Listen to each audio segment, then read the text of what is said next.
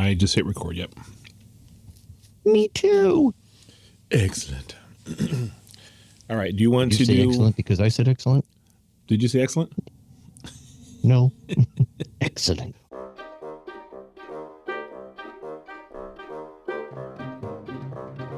Welcome to another edition of Are You Shitting Me? A podcast that dives into random topics that may surprise and educate you and maybe make you bark along the way. See, I thought we weren't doing anything special. It was an off-the-cuff kind of thing. It just flowed. Sometimes brilliance approaches you, and sometimes you approach brilliance. That's deep, man. I am one of your hosts, Brett, and with me, as always, my good friend and co-host, Aaron. What's up? How you doing? I am doing really well. I am excited about this episode, man. I know I say it all the time, but I'm excited about this one, too. Mostly because of the beer. But first, let's tell our audience what we're talking about today. Aaron, we're talking about canines. Dogs. Dog. Dog to the layperson. Dogs. I love dogs. Dogs are awesome. You don't have dogs, though. I don't. I did as a kid. We had a dog. I was like 3 or 4 years old, so I don't really remember it.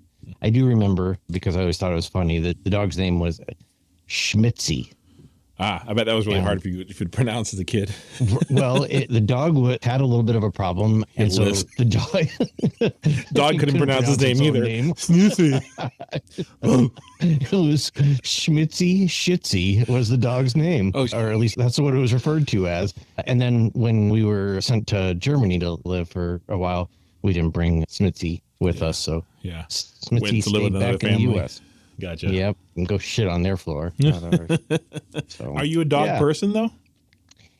I like dogs. Definitely some dogs are a little bit intimidating. I definitely don't like smelly dogs. Your dog is pretty nice. Yeah, I'm definitely a dog person. I'm obviously a cat person as well, which even though I say not, I am. But dogs generally like me all around. I'm pretty crazy sniffable, so I think that's probably part of it. And I don't know. I think it just bonds with sniffable. Yeah, I'm very sniffable. That's why the dogs dig me. So you're saying you stink. I've had many dogs throughout my years. I remember having a couple dogs as a kid. You had Coltrane and Oreo was my dog growing up. I don't know if you ever met him, but he was he lived to be we very well could have, because he lived to be 19. Actually, he was an old ass dog. He died when I was like 20 after college. I was already out to San Diego and moved back here when he died. Well, maybe I did meet him. Yeah. And then Marley's my current dog. Yep. So he's old. He's 13 now. He's got dementia and he's blind and can't hear. So it's a challenge, but he keeps on going. So he's a good dog. So I can't complain. And it could be worse. He could be aggressive, and he's not. Your dog is very friendly, and your cat is a bitch. She's not friendly to him either, unfortunately, but she's friendly with me. So that's all that matters. So before we dive in too far here, mention the beer. We can come to that in a second too. No, I got a trivia question for you. It looks like a dog, eats dog food, lives in a dog house, and is very dangerous. A dog with a machete. How stupid is that? Yeah. Oh, it's awful. Sorry. All right. With that, I'm going to go to the beer. It gets funnier. I'm super excited about this beer, though. Anyone who's listened to us for at least a few episodes will know that we are not really fans of IPAs. And so when we do find an IPA that we both like, it excites us. And both of us have had this beer before. We really like it. It's a Dogfish Head 120-minute IPA. It's been a few years since I've had it, but I remember this is the first IPA I had that I said, oh, wow, okay, I can get into IPAs. Same. My crossover. It really was. And I think because it's a double IPA, which basically it means that it's boiled longer. So the 120 minutes, that's how long the boil is when they make this beer. A lot of beers are usually only 60 minutes. So. Yeah. And it just brings, I think it mellows the hops a little bit. Brings down more of the sweetness, which I think to me is what made that crossover into this a little bit better. And it is definitely strong. It's a little bit boozy. Oh, you opened yours already. I didn't open mine. I did. I'm not waiting. I know what this is. I'm drinking it. Yeah. I haven't tried it again. It still smells good, though. Wow. Yeah, it's not as sweet as a barley wine, but definitely a strong, like I said, boozy kind of a flavor to it. Yeah. Like a barley wine, but yeah, definitely not sweet to me. These are punchy, too. So do you know what the ABV on this one is? It is 18%. Yeah, I thought, this is a nice punchy one. It's not for the faint of heart, that's for sure. I say we chug it and then do the rest of the episode. All right, I'm in. Let's go. And thank you for tuning in. We appreciate you guys. Have a good day. Yep. And our next episode, we'll be talking about hangovers. That's good, though. It's still sweet. I didn't pour mine. I just drank it right out of the bottle here, and I wish I had poured it into a glass because I feel like it does make a difference there. It's a little bit too carbonated coming out of the bottle. A little bitey. I'm going to go get a glass. Hold on. While Aaron is away, we'll talk about him a little bit. He's a decent guy. His beer choices aren't the best, so he's really relying on me to do all of this beer stuff. But here he is. He's back. Okay, I am back. I got a glass now. I'm going to pour it and let it breathe a little bit. My impression, though, is that it's almost too carbonated out of the bottle, and a little bit of a blast of just kind of flavor that doesn't really sit. So I'm going to let it air a little bit and come back to it. It definitely has, for me, a very strong back of the mouth feel. I don't know, maybe it's just the time of day, but it definitely kicks you in the back of the throat. Yeah. I think maybe with the bottle too, it comes out too in a different, I don't know if that could be, I have no scientific proof behind this, but maybe it comes out in a different rate or whatever else. And it just, I don't know. It's harder to sip, I think, out of the. Yeah. I don't think it's a beer that you're going to be sitting around campfire or at the barbecue just drinking out of a bottle. That's it. I feel like this is definitely more of a sophisticated beer that you want to sit a little bit and just sip. Right. I agree. I dig it, though. I've always liked Dogfish Head stuff. I think they're one of the first kind of breweries that tried different things and explored it. And I really feel like they opened a lot of doors for a lot of breweries to start experimenting with some things. And I got to give them respect for that. They're out of Milton, Delaware, which I don't know of anything else in Delaware, but got Dogfish Head. All right. Coming back to dogs. You're not a dog person? I like dogs. You are? Okay. No, I like dogs. I have no problem with dogs. I think dogs like me, not because of the way I smell, but I think I get along with them just fine. Yeah. I want one eventually. I love dogs, obviously. And we have a dog, like I said, Marley now, and he's old. He's up there and probably not long for this world. We'll be getting another one at some point in the next couple of years, I'm sure. Nice. Man's best friend, though, right? That's what people refer to him as. They might be mad that you were gone and maybe they tore some shit up, but they don't care, man. You walk in and, best friend, because they're happy to see you no matter what. That term comes from the story of Old Drum. He was a hound living in Missouri, and he was shot in 1869 after wandering onto the neighbor's property.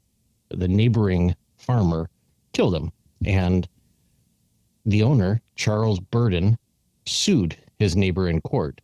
And it went through several courts, including the Missouri Supreme Court. And during one of the trials, the lawyer, George Vest, he gave what was termed the eulogy of the dog, and it was widely circulated. And it was in that speech where he used the phrase "man's best friend."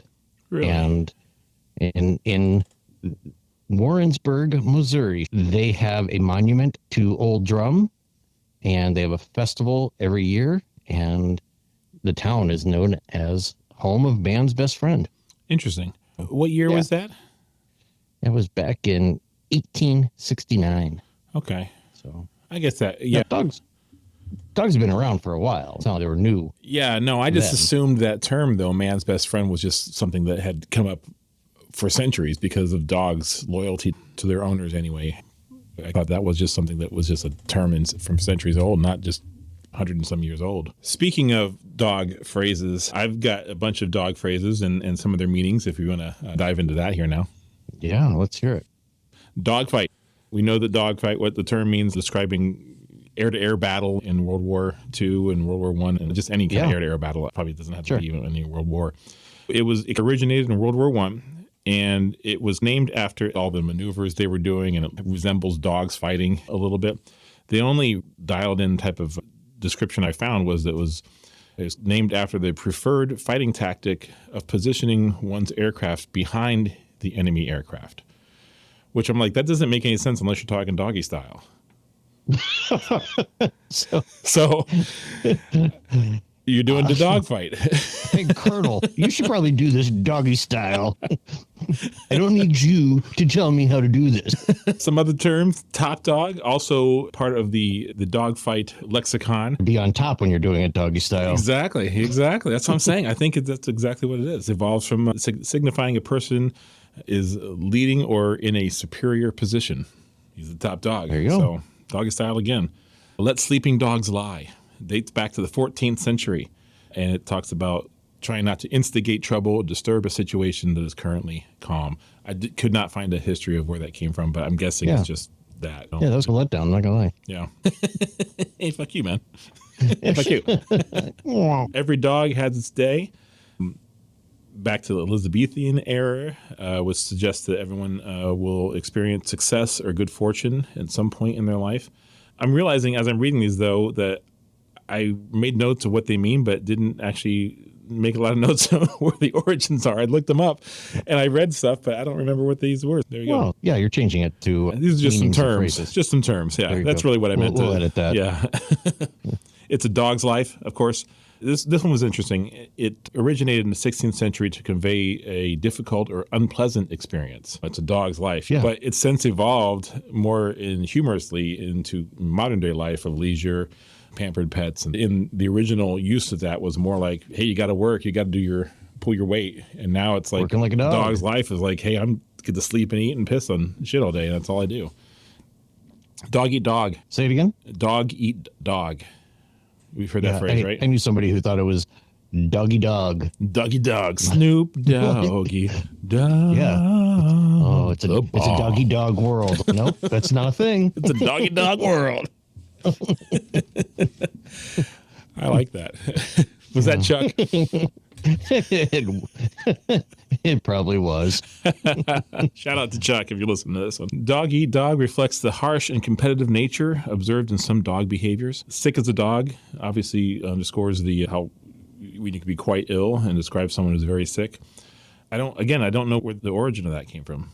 Barking up the wrong tree. This is funny. The one I actually have an origin, which is the stupidest description, barking up the wrong tree. It's rooted in hunting terms, and when dogs would go bark up and they'd find a bird, but it's on a different tree, they're literally barking up the wrong tree. And that was the definition. No shit. Okay. When you're not barking up the right tree. I did, for way too long, I was digging up some information on working dogs and service dogs. We use dogs a lot. Actually, all over the world, they're used a lot. Right. One of the most famous is Balto. I don't know if you've heard of Balto. He was a Siberian Husky. In 1925, there was a place, Nome, Alaska, that had an outbreak of diphtheria. And the only medical serum was 500 miles away in Anchorage. And the only way for them to get this serum to them was by dog sled. And a lot of people came out and volunteered, and there were a bunch of dogs that kind of stepped up, and Balto's the only one that I know. But they broke this up into chains, and each team of dogs and their musher would carry this serum on. And then it's my understanding that Balto led the team that I guess they ran their leg, got into the station, and something happened where the other team didn't show up. So the musher took them back out again, and they did a second run of this. And because of Balto, they were able to get this serum to Nome. In fact, of all places, Balto has a monument, a statue to him in Central Park, New York. Because that makes sense. That makes a lot of sense, right? Yeah. But yeah, very famous. He was all over the newspapers and everything here in the United States. Interesting. I did not know. This beer is kicking my ass right now. I'm just saying. You're feeling it? Oh, shit. Yeah. Okay, but I took a big swig. I took a big swig out of this cup here, and it's doing well. So it tastes much better out of a cup than it does out of the bottle. I will say that. So if you get this beer, pour it into a cup, let it breathe. highly recommend it. They're not cheap. I'm not gonna lie. The bottles of this, but a lot of places will sell it by the bottle. Otherwise, it's probably a 4-pack. Highly recommend it. You find it, get it. I love this beer so much. Anyway, sorry. Back to the discussion. It's all good. I got one more. Tracker, Trakr. He's a German Shepherd. For the September 11th attacks in the World Trade Center, they actually had 300 search and rescue dogs that were assisting in the months following the attacks. And Tracker was part of a canine team, and he and his handler drove from Canada to New York City to help with the search and rescue there at Ground Zero.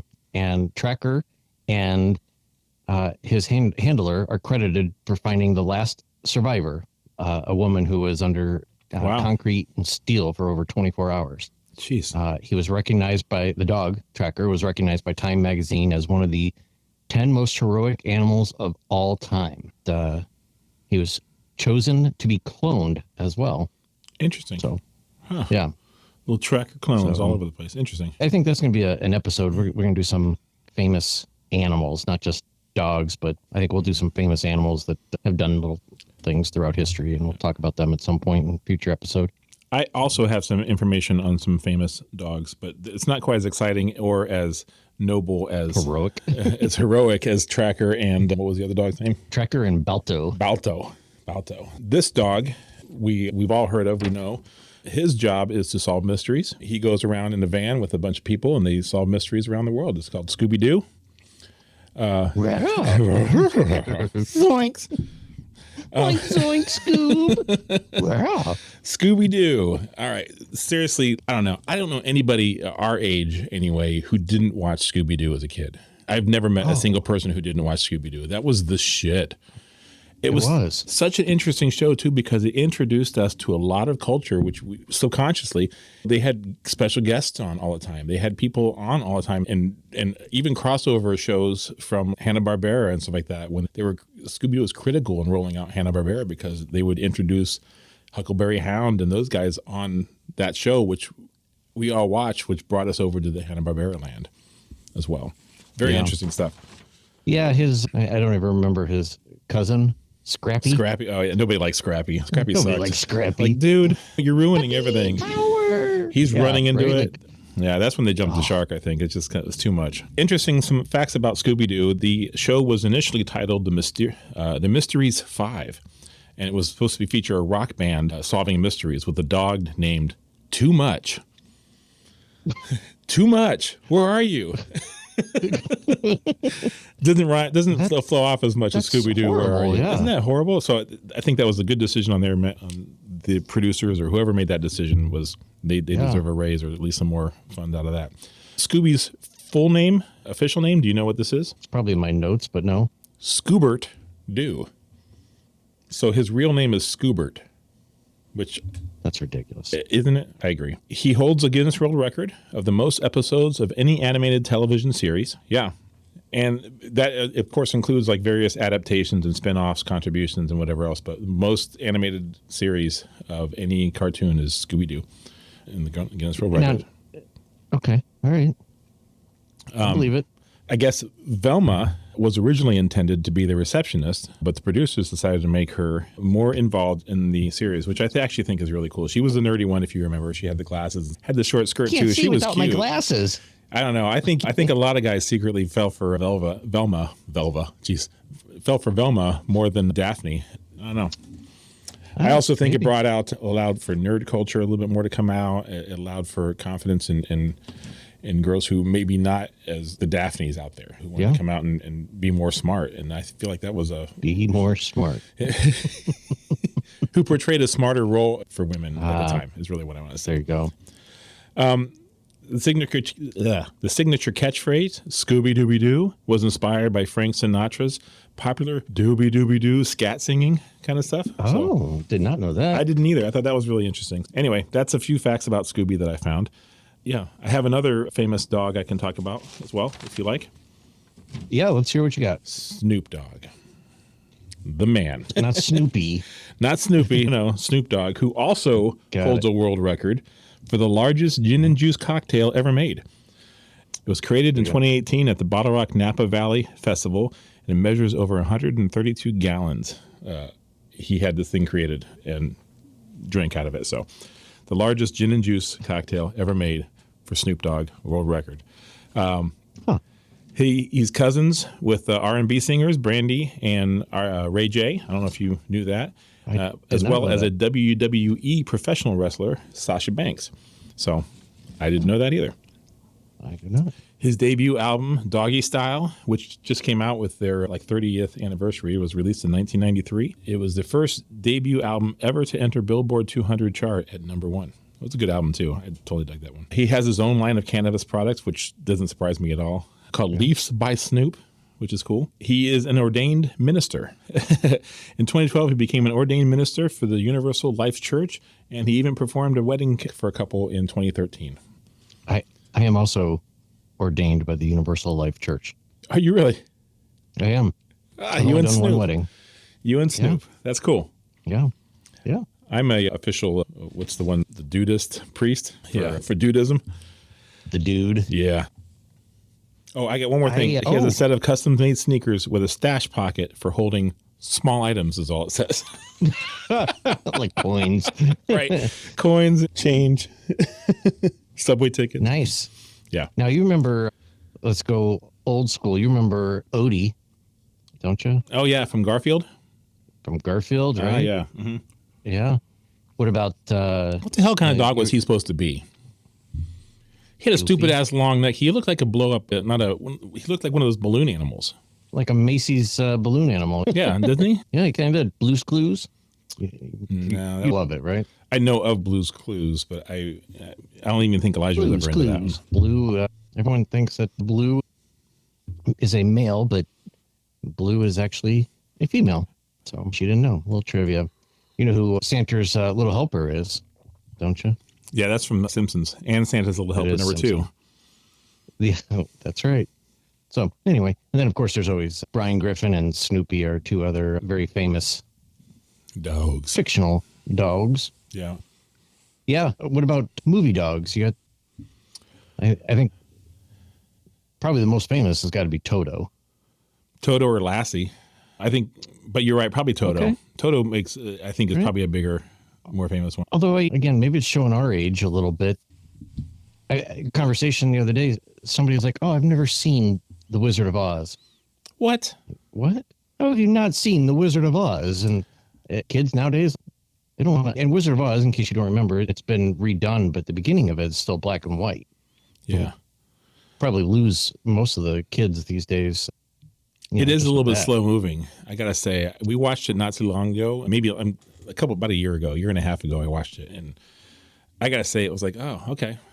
I'm going to go make some dinner and no need to pause it. I'm good.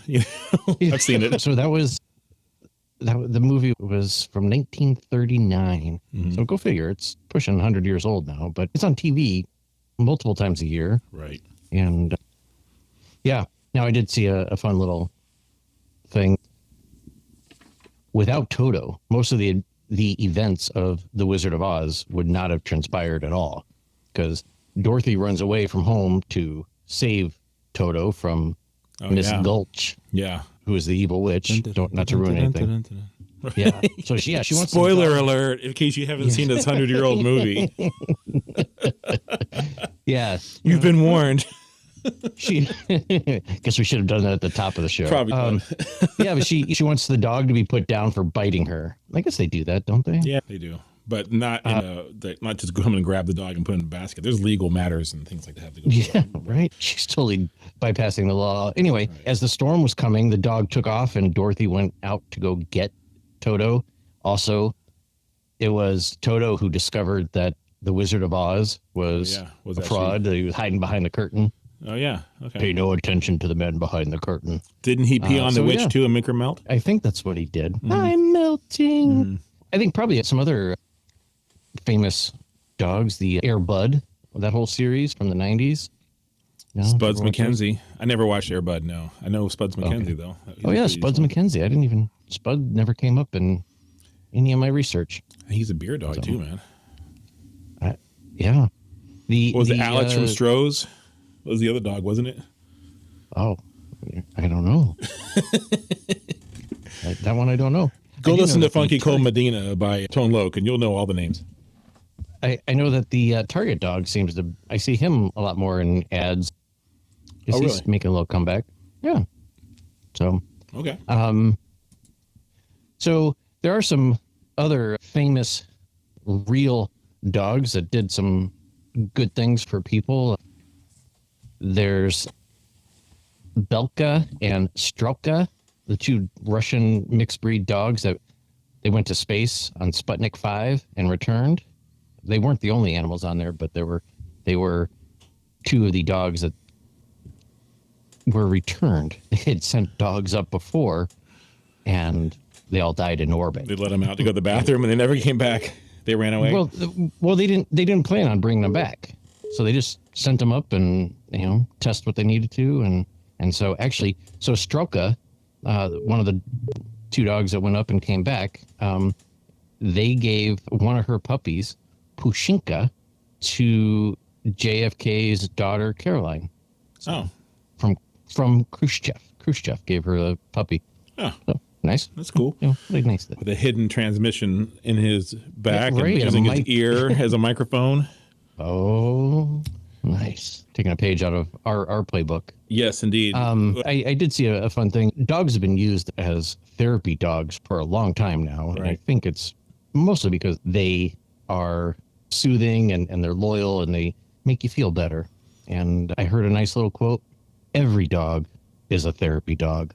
Yeah. Aww. I do feel like dogs have that sixth sense about people, and when they're sick or when they're not feeling well, they pick it up. When I was going through all my leukemia stuff, my dog Coltrane was right there. Oh, here we go. Sob story.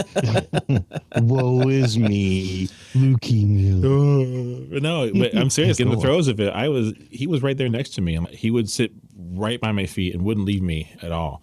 And when I'd need to go nap, he'd lay down right next to me. And he was a big part of what I felt was a part of my recovery. He played a big role in that. He was just very dependable, always there. Right. So, yeah. Yeah. In fact, Loyola University in Chicago has a trained certified therapy dog. The dog's name is Ashlar, and Ashlar was adopted from a local shelter. Ashlar has office hours where students can come in and pet and hang out, and people who are going through withdrawal from their dogs or having issues in school or whatever, they can go and hang out with Ashlar. What kind of name is Ashlar? I don't know. Ashlar, Ashlar. I don't know I don't know. Interesting. But it's a cool name, but it's interesting. It's very out there. I would think that they would just, if they're going to make a therapy dog, and just call him Cuddles. He sounds like he's a sci-fi dog, like this. He does. He shoots lasers, dude. Right. It's awesome. Ashlar. Right in his eyes.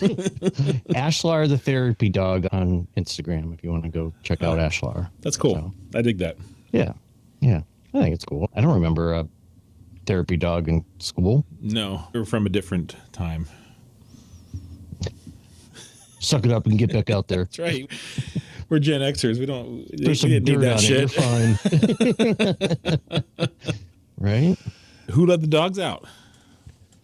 We did. It was us. Who let the dogs out? Right there.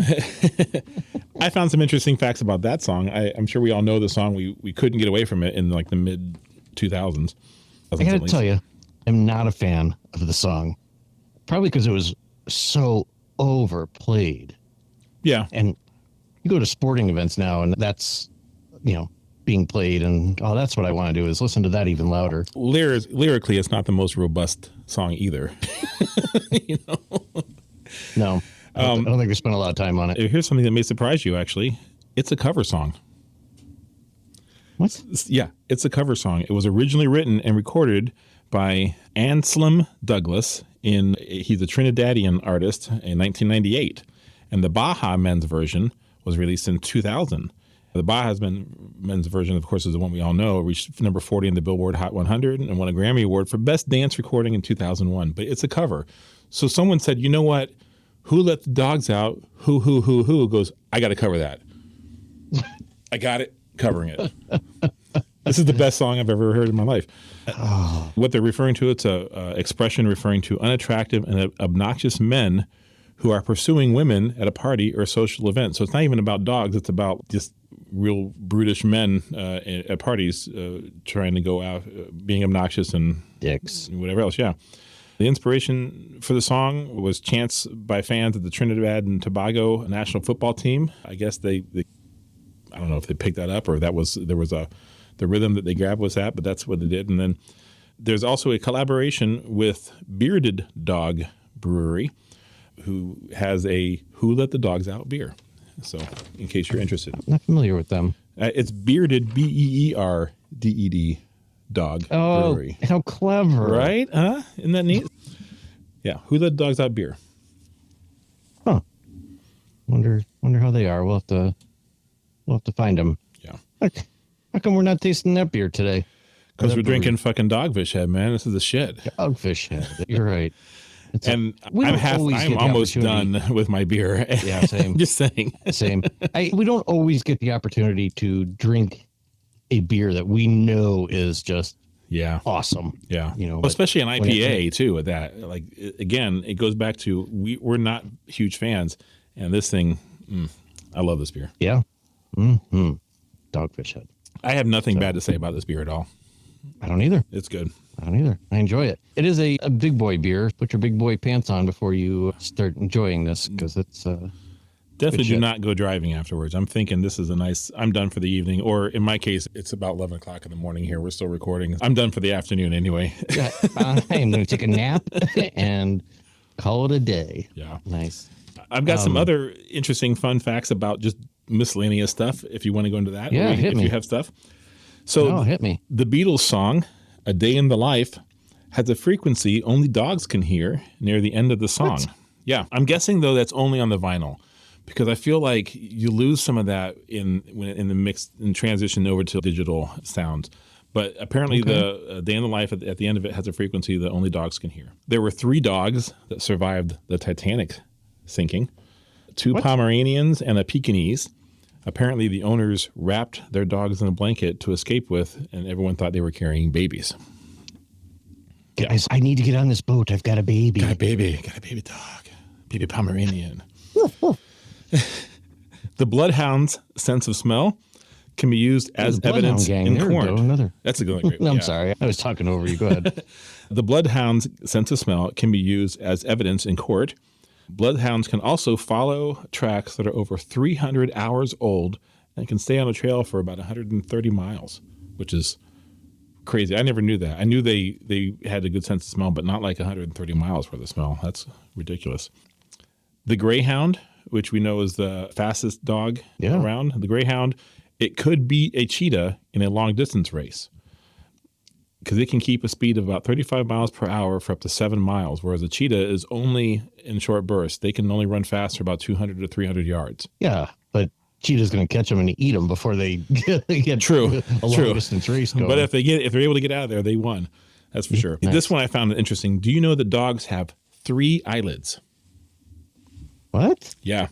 Their third eyelid is called the haw, or I'm going to mess this up, nictitating membrane. Nictitating membrane. And basically, it's a filmy thing over their eyes that is responsible for keeping eyes protected and lubricated. So it's a third eyelid. I think I nailed it, right? 120 IPA, man. That's awesome. And so they're aliens, is what you're telling me. Yeah, exactly.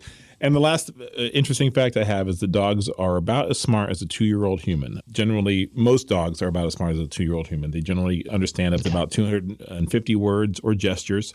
But some dogs have been able to get up to 1,000 words knowledge and that kind of stuff. I'm guessing those are a little bit more trained, and obviously maybe even like service dogs are a little bit more higher than that. But yeah. Anyway, That's the information I have. Nice. I will, so I don't have to go back and edit anything. Togo was the bobsled dog that went on the longest, not Balto. But I think Balto might have been the final dog, lead dog or whatever. Balto. Don't need to write in anybody. I acknowledge I was wrong. There's a first for everything. I appreciate the clarity. That's good. There you go. Yeah.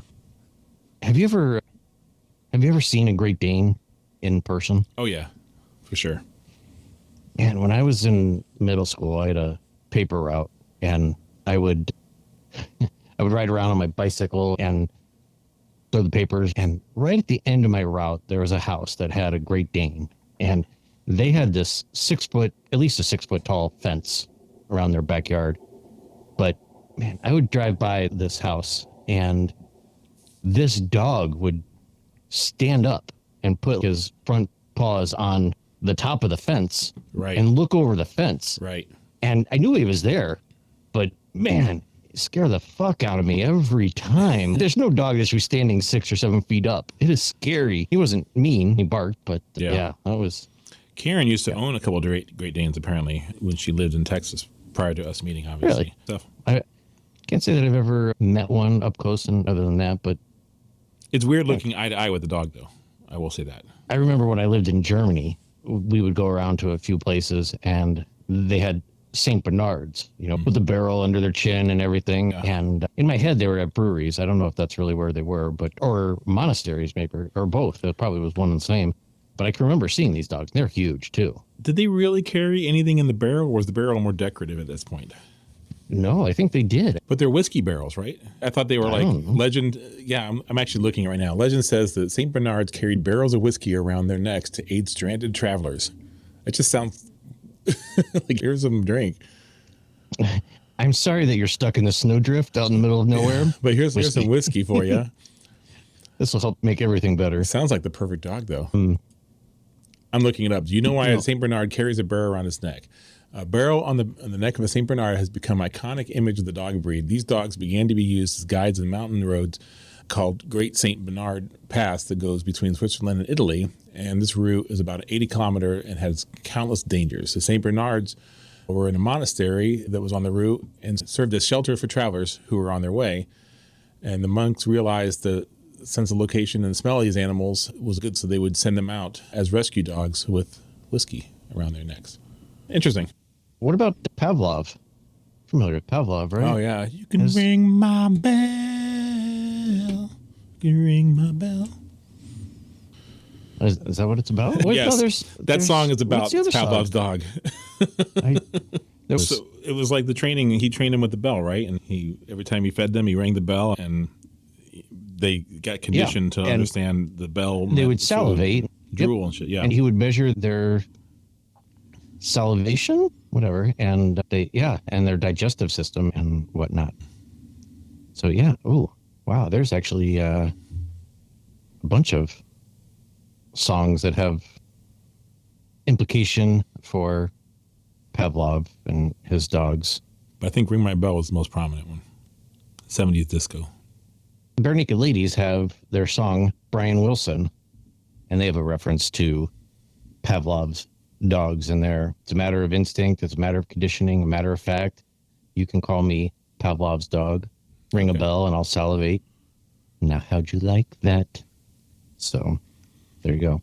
Gotcha. Pavlov's dogs. There you go. It's a good song. It is a good song. I highly recommend it. Yeah. If you guys are listening, Bare Naked Ladies, are they still together? They are, but they're not as, they broke up, and they're like the one guy who wrote a lot of their lyrics originally left the band. And I don't think they've been as good since. I feel like some of their stuff, especially the lyrics department, has waned. Gotcha. Pavlov's dog, there you go. Let's give another shout out real quick to this beer, Dogfish Head 120-minute IPA. I have finished it. It's empty. You can hear the bottle.